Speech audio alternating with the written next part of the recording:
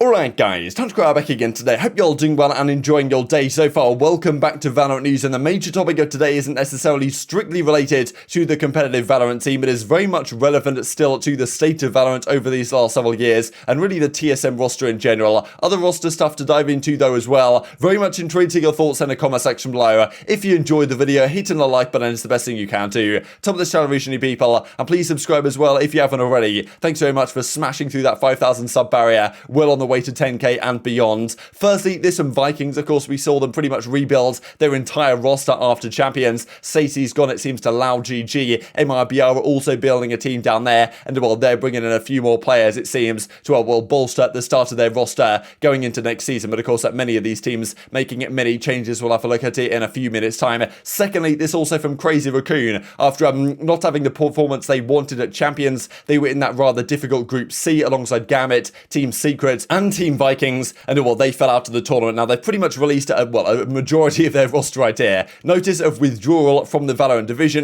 Well, Fisker, Minty, Medusa, Bazzy. Now, Bazzy's actually gone elsewhere. We'll have a look at here in just a couple of seconds. And Man, also the coach of the department. So they're keeping a couple of guys in the team. This understandably gets a huge amount of traction because these regions are absolutely immense. And well, they thank these players for their time in the scene. And of course, Crazy Raccoon couldn't quite get the result they wanted at Champions. They're of course looking to have a pretty major rebuild. So that leaves, of course, then with two players on the team, two Japanese guys, Neth and Aid, on their roster right now. So, well, of course, they're looking to make some changes and rebuild their team. I'm pretty sure they even might have said in the reply that, well, a new team, new roster is coming soon, right? So, yes, maybe changes in the horizon for these Crazy Raccoon guys. And, well, also from Esports Connected, right? ESC, I guess. I'm not exactly sure how they're meant to be talking about it, but we talked about this yesterday, the new roster they're trying to build, taking King away from Vision Strikers on loan. That's a pretty big deal. And now they get Bazzy in, of course, as we saw Crazy Raccoon release their roster. Bazzy is coming into this team as the final member of their roster. So rather interesting, right? A new organization cropping up, taking a couple of big name players away from some of these other big organizations in the region, and well, building this roster going forwards. This is the entirety of the roster pre-Bazzy being announced, right? So Goddead, Muthi, King,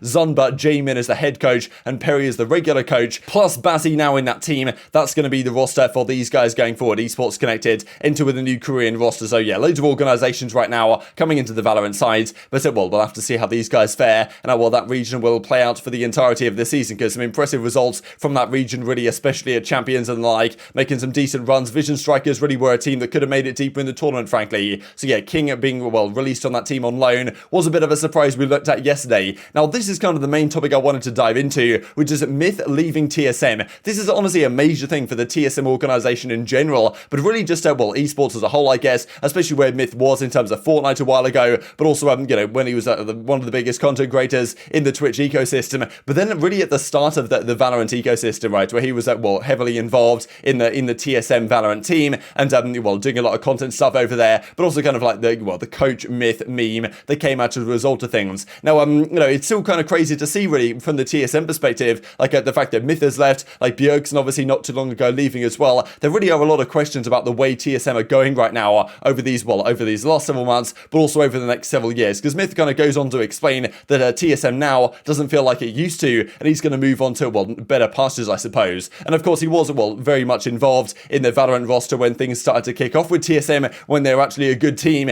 and then they fell off pretty dramatically as well, and they're going to be making some changes here, it seems, going into the new season with their current roster that we'll look at here in a second, just to remind you guys of what the rumoured roster is for that. But yeah, really a surprise, frankly, to see Myth leave, because Myth and TSM have kind of been very much intertwined for the last several years, but it just goes to show really the state of both these, Myth in general, but also TSM as an organisation. And of course, Coach Myth, the kind of meme about that when he was kind of coaching the Valorant team at a time, giving them some nice hype speeches and this type of stuff as well, and was a real reason why some people got particularly interested in Valorant competitive, but also this TSM organisation and this TSM roster that they had in Valorant when they were quite good. Of course, as of late, things have somewhat gone downhill. They still have a lot of talent on their team, but were nowhere where they needed to be at the end of VCT 2021, not making champions, of course, not really getting particularly close, and of course, they're going to try and rebuild things for this season, but just the direction that this organisation is taking doesn't seem particularly strong, given that, everyone seems to be leaving, right? All their big names are out of there, and it doesn't seem like they're going to be able to build the highest profile Valorant roster going into this new season as well. Of course, there were some memes about this really over the last several, months and years, really, around First Strike era and stuff like this, when TSM were just breaking into the scene, and Coach Myth was kind of involved at a similar time, and now he's moving on from TSM entirely. Now, where does he go next? There were some memes about this, right? Because certainly some organizations might well be involved. Guys like 100 Thieves could well be in the pipeline to try and get Myth into their organization, because at the end of the day, we'll have a look at it here in a second just to remind you guys, but well, they released their coach rather recently, right? 100 Thieves, they're looking for more than just another player. We believe that Eccles is going to be the IGL of their team, but by no means confirmed yet officially by the 100 Thieves guys. They also need a 5th player alongside Hiko, Asuna, Ethan. If it is going to be Eccles as the IGL, they need a +1. Now, Breeze was linked to their team, but it seems like he's staying in Counter-Strike, so they still need one, right? Some people would say it should be Sinatraa, but there's not been any rumors linking that as of yet. But also, they removed their coach quite a while ago. There was some drama really around this coach. He was having a rant to the referees over something. You guys might remember that clip that came out quite a while ago. But still, they need a coach technically right now. Could Myth be that guy, right? Could he be the hype man that 100 Thieves need to take this squad to the next level? But also as the biggest content creator really within TSM for many years now, 100 Thieves could be a good target for a guy like Myth to join. And I'm sure they're going to be on the phone, right? Because 100 Thieves is certainly that type of organization that, well, if the opportunity is there presenting itself, they may well be starting to get involved. So this was what happened quite a while ago now, with Frost leaving in the November time from 100 Thieves. So right now they don't have a coach, they don't have a 5th player, and well, of course, they're always looking to bring on some more content creators. 100 Thieves, and maybe Myth could be a target for this organization. I'm sure if I was Myth, that's where probably the #1 organization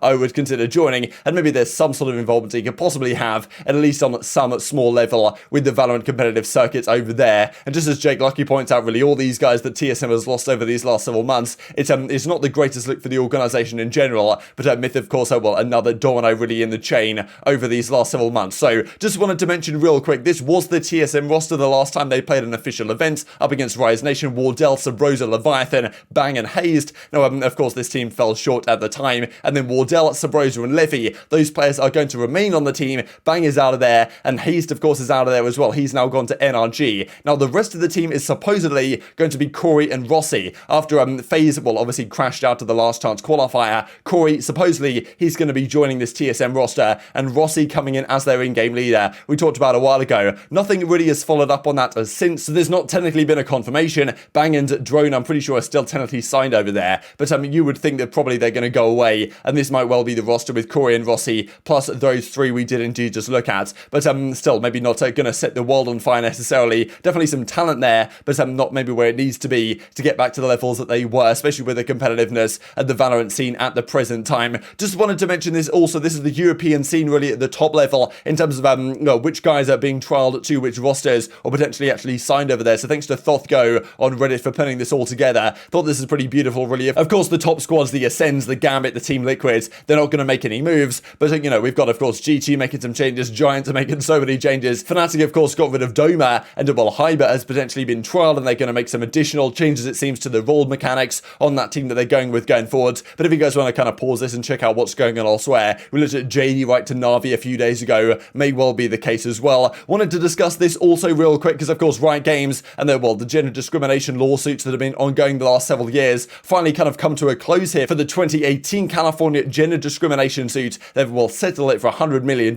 80 mil will go to women employees and contractors at Riot who worked there between 2014 and now. So I guess a good finish, I suppose. All's well that ends well to a degree, but still, these games companies, man, I don't really know what's going on in some of these places, but I mean, yeah, Activision Blizzard, of course, are really the big culprit at the present time, but Riot was certainly there a few years ago, so hopefully things have changed internally there over the last couple of years. And just to finish out with this, also the most watched esports tournaments of the entirety of 2021. I thought this is kind of a cool graphic here from esports charts. Of course, League of Legends and Mobile Legends, they're just dominating things all across the park, and Dota 2, the International 10, they dominated things as well. But given the fact that Valorant Champions didn't actually have that many hours broadcasted compared to some of these other events, right, which have so many hours of airtime, the watch hours here in terms of 46 million is actually pretty impressive. So technically the 10th biggest event of the year, but even compared to, the PGL Major Stockholm, 71 million hours watched, Valorant Champions, 46 million hours watched, but in terms of hours broadcast, the major was about 20% more, right? So all things considered, a pretty impressive first season on the Valorant side, but very much intrigued to your thoughts and all this stuff in the comment section below. Hope you guys enjoyed the video. If you did enjoy it, hit on a like button, tell us the YouTube gods, this is a good video, others like you should see it as well, and I've grown the competitive Valorant community. Thank you as always, take care,